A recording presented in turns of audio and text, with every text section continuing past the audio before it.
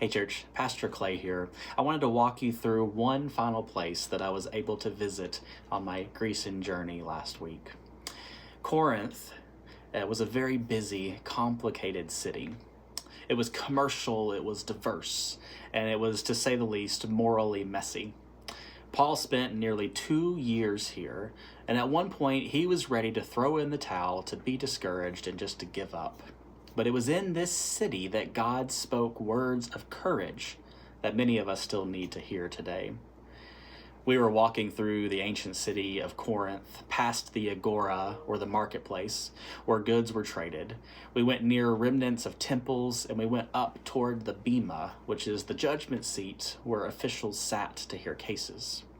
From here, we remember that Paul met his holy friends, Aquila and Priscilla, in this very city.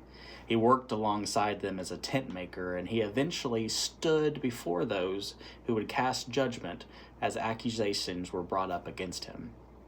This ground that we walked has heard both the noise of the marketplace and the tension of public trials.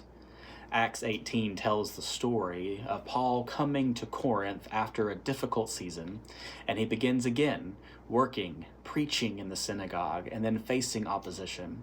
At a very key moment, Luke records for us in Acts 18, 9 through 10, where it says, "One night the Lord said to Paul in a vision, 'Do not be afraid, but speak and do not be silent.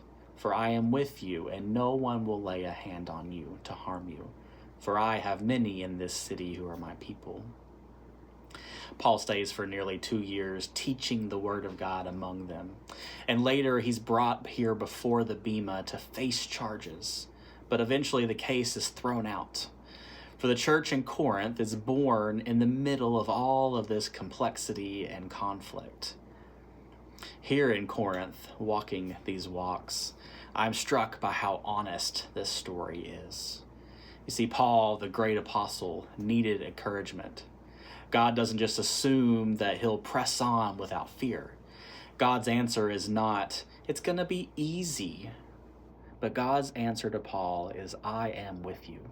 I have many in this city."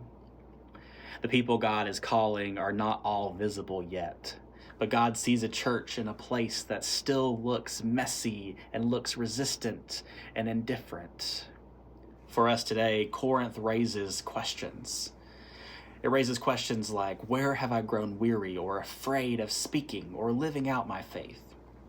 Where do I look at my city, my workplace, or even my family and think, God can't possibly be doing much here?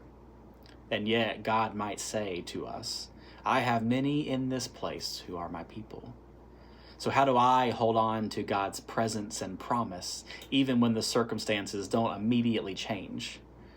And so as you see the ruins of Corinth before you and the very walkway that Paul traversed, I want you to imagine God speaking to you.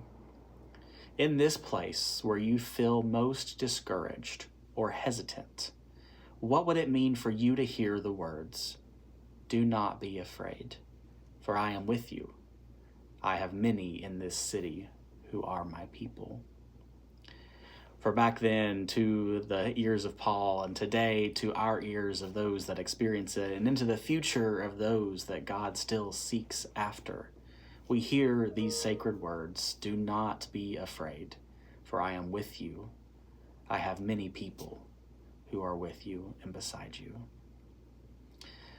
May these images of cities of long past and these reflections of God in this moment and in looking to the promise of the future, may all of this be a blessing to you.